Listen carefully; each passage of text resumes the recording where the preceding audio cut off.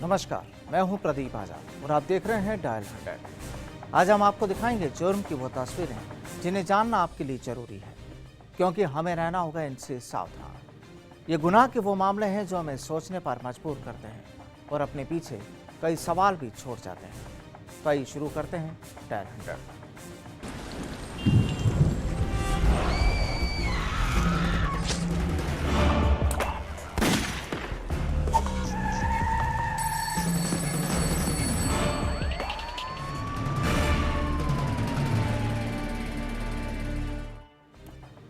Thailand में आज बात सबसे पहले कुछ शातिर बदमाश की, जो अपने आका के साथ करीब 16 महीनों से राजस्थान की तमाम सुरक्षा एजेंसियों को चकमा दे रहा था और उसके पकड़ में आने से दूर था। लेकिन इस बार वो पकड़ा गया। आखिर पूरे 1 लाख का इनाम था इसके सिर पर। जी हाँ, हम बात कर रहे हैं राजस्थान के कुख्यात बदमाश और पुलिस हिरासत से फरार हुए आनंद पाल और उसके खास राजदार श्री वल्लभ की। लेकिन इस बार भी आनंद पाल की तो कोई खबर नहीं, लेकिन उसका गुर्गा श्री वल्लभ जरूर पकड़ा गया। टिडवाना से रिपोर्ट।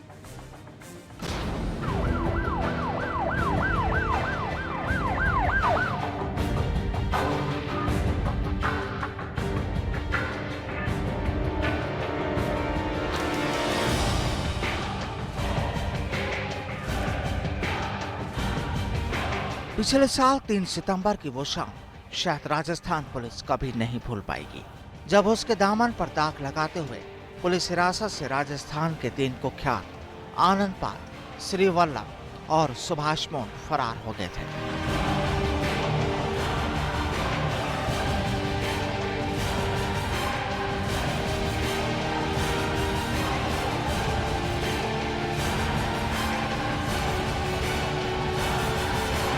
पेशे से अजमेर लौटने के दौरान हुई इस वारदात के बाद से ही पुलिस ने आनंद पाल की तलाश में पूरी खाक छानी, लेकिन 16 महीने गुजर जाने के बाद भी उसका कोई सुराग नहीं लग पाया।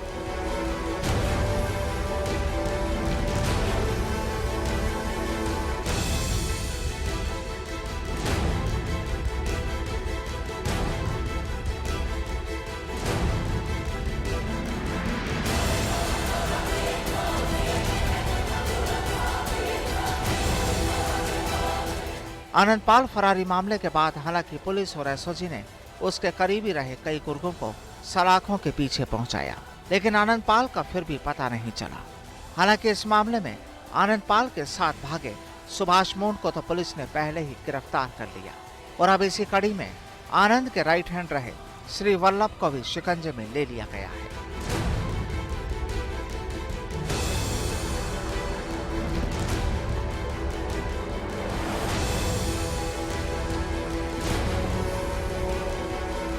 दरअसल श्री वल्लभ के 2 दिन पहले जसवंतगढ़ इलाके में आने की खबर मिली थी।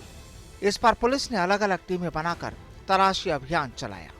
इस दौरान पुलिस को जसवंतगढ़ के पास एक संदिग्ध की खबर मिली, जिस पर पुलिस उसके पास पहुंची तो पुलिस को देखते ही श्री वल्लभ वहां से भागने लगा, जिस पर पुलिस ने पीछा कर उसे पकड़ लिया।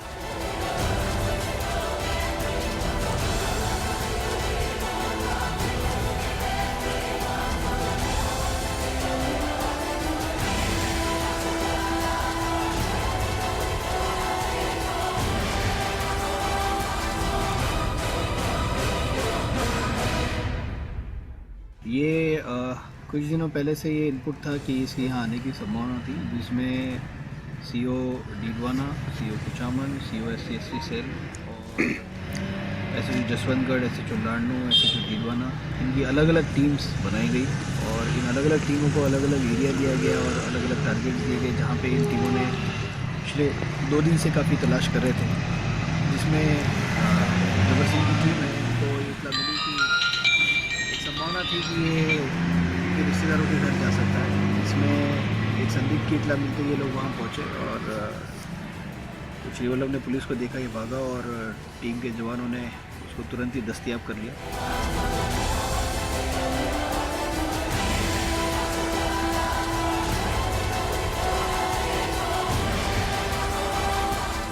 हालांकि पुलिस अभी कहती है कि श्री वल्लभ से पूछताछ जारी है, लेकिन पता चला है कि फरार होने के बाद कई दिनों तक श्री वल्लभ आनंद पाल के साथ ही रहा था। इस दौरान उन्होंने कुछ दिन राजस्थान में गुजारे, वहीं अधिकांश वक्त हरियाणा, यूपी और गुजरात में गुजारे। ये पिछले दिनों ही सूरत से दिल्ली और दिल्ली से सुजानगढ़ होते हुए जसवंतगढ़ आया था। अपनी पहचान छुपाने के लिए श्री वल्लभ बसों और ट्रेनों में सफर करता था।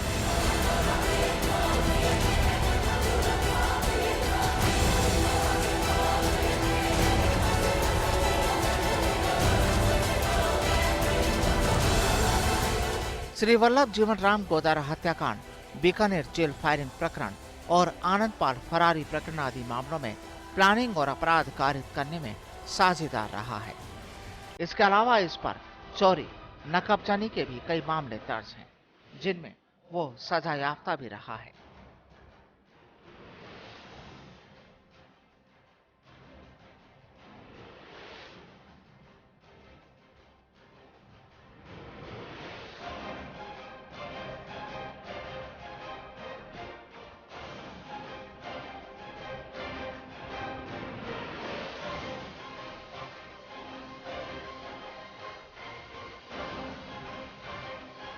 काफ़ी सालों से, लगभग 12-13 सालों से ये आनंद पाल के साथ है और आनंद पाल के हर काम में, चाहे वो जीवन गोदारा हत्याकांड हो, बीकानेर जेल में फायरिंग केस हो या पर्वत सर की फरारी केस हो, इन सभी केसेस में प्लानिंग प्लस एग्जीक्यूशन दोनों में ही ये हमेशा आनंद पाल के साथ रहा है। इसने अपने फरारी का एक लंबा समय आनंद पाल के साथ काटा है। तो हमें एक इम्पोर्टेंट गैंग मेंबर की दस्तियाबी के रूप से हम इसे देखते हैं। ये 1 लाख रुपए का इनामी अपराधी भी है। इसके खिलाफ जीवन गोदारा केस में भी स्थायी वारंट जारी है। पर्वत सर फरारी केस में ऑलरेडी वांटेड है। बीकानेर जेल केस की फायरिंग केस में है। तो इसे पुलिस की एक बड़ी कामयाबी के रूप में देखा जा सकता है और आनंद पाल गैंग के एक मुख्य सदस्य के रूप में भी इसकी भूमिका हमेशा रही है।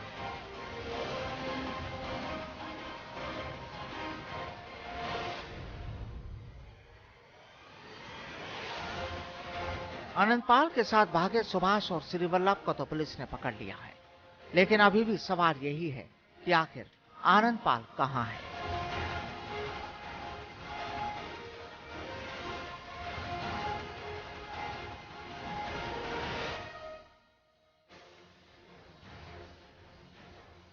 हालांकि फिलहाल पुलिस अधिकारी ज्यादा कुछ तो नहीं कहते, लेकिन अब माना जा रहा है कि श्री वल्लभ की गिरफ्तारी के बाद उन्हें आनंद पाल के बारे में भी कोई सुराग मिल जाए।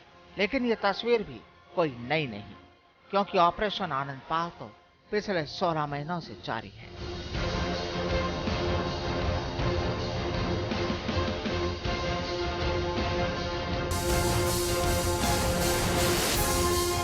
फर्स्ट इंडिया के लिए डीडवाना से जहीर अब्बास उस्मानी की रिपोर्ट।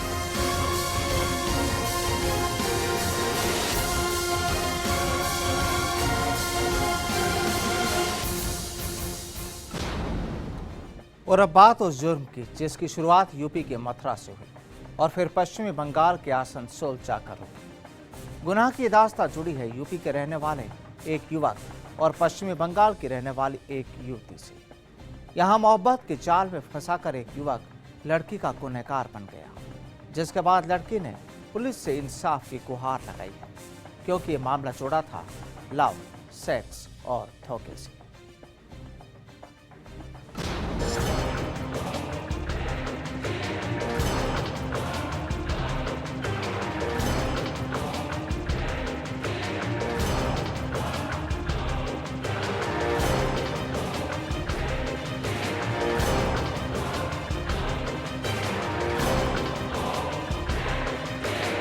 पश्चिमी बंगाल के आसनसोल से यूपी के मथुरा पहुंची ये लड़की अब यूपी पुलिस के पास इंसाफ की आस में है।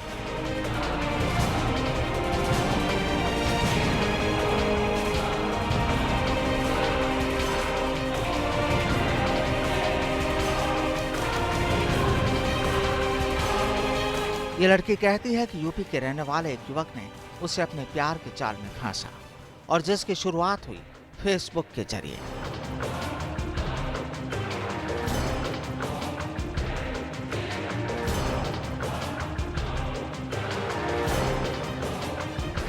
दरअसल इस वारदात की कहानी पूरी तरह फिल्मी अंदाज में तैयार हुई जहां एक युवक ने फेसबुक के जरिए पहले तो पश्चिमी बंगाल की रहने वाली इस लड़की को अपने जाल में फंसा और फिर उससे मिलने भी जा पहुंचा।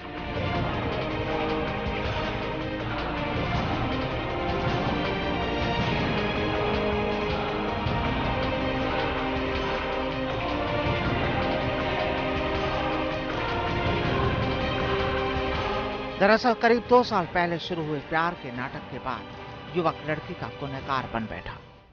लड़की कहती है कि वो उसे पश्चिमी बंगाल से यूपी ले आया और यहाँ उसके साथ जल्द ही शादी करने के नाम पर वो उसका यौन शोषण करता रहा और लोगों को दिखाने के लिए उसकी मांग में सिंदूर भी भरता रहा और मंगलसूत्र भी पहना दिया।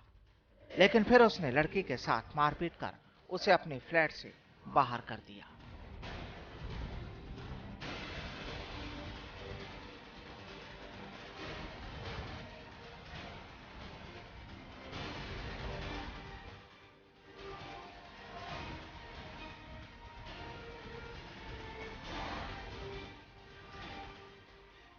उसने मुझसे अपने प्यार के जाल में फंसा के शादी का झांसा देके 16/10/2016 को मुझे 16/10/2016 को मुझे आसनसोल में आया था, मुझसे मुलाकात की। 17/10/2016 को मुझसे अपने शादी का झांसा देके 17/10/2016 को वृंदावन लाया। वृंदावन में वो अपनी मम्मी का नाम पे फ्लैट नंबर C20 चेतन विहार BS धाम फेज 2 में लाके रखा और उसके जब और किसी को दिखाने खातिर वो मेरे मांग में सिंदूर भर के गले में मंगलसूत्र डाल के मेरे साथ मेरा बिना मर्जी के मेरे साथ फिजिकल रिलेशन बनाया।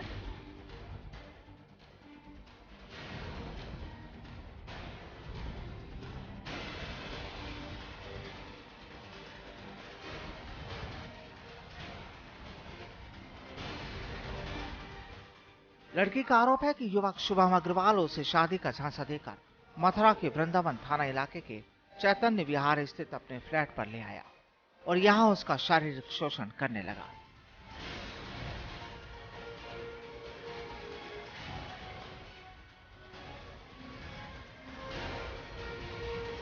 लड़की जब भी इससे शादी की बात करती तो लड़का उसे टाल देता।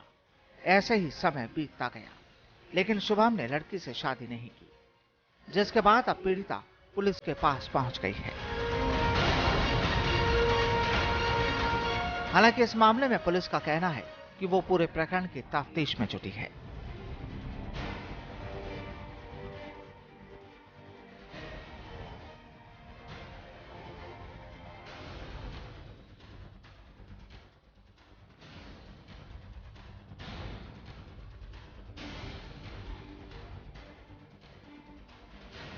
इसमें एक महिला ने थाना वृंदावन में शिकायत दर्ज कराई है, जो आसनसोल की रहने वाली है। उसने शिकायत दर्ज कराई है कि फेसबुक पर उससे एक लड़के से दोस्ती हो गई थी और इन दोनों में प्यार हुआ और उसके बाद इसने इसका यौन शोषण किया और लड़की ने इसकी शिकायत उनके परिजनों से की थी और लेकिन परिजनों ने आश्वासन दिया कि हम इनकी शादी करा देंगे। लेकिन बाद में जो लड़के की जानकारी, लड़के ने इसके साथ मारपीट भी की और शादी से इनकार कर दिया है।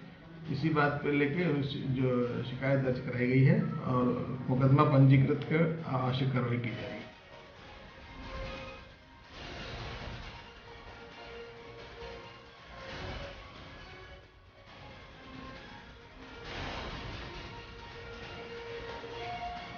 यहां लड़की ने युवक शुभम के घर वालों पर भी मारपीट के आरोप लगाए हैं और अब ये लड़की कहती है कि उसे इंसाफ चाहिए। लेकिन देखना होगा कि आखिर लव, सेक्स और धोखे की इस स्टोरी का पुलिस किस तरह से द एंड करती है।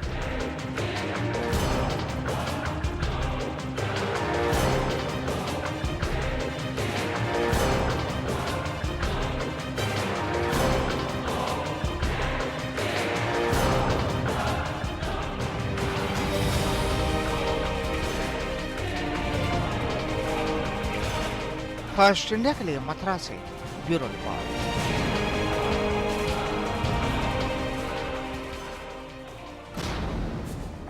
लव, सेक्स और धोखे की इस फिल्म में पुलिस ने मामला तो दर्ज कर लिया है, लेकिन देखना यह होगा कि इस फिल्म में मुख्य किरदार निभाने वाले आरोपी लड़के पर पुलिस क्या कार्रवाई करती है, क्योंकि यहाँ सवाल पीड़ित लड़की का है जो हुई थी आरोपी लड़के की जालसाजी का शिकार। आगे हम आपको बताएंगे कुछ वारदात के बारे में, जहां खाकी की लापरवाही के चलते एक परिवार को वो अंजाम भुगतना पड़ा जिसके बाद से पूरा परिवार खौफ के साए रहे। क्या है पूरा मामला, बताएंगे छोटे से ब्रेक के बाद।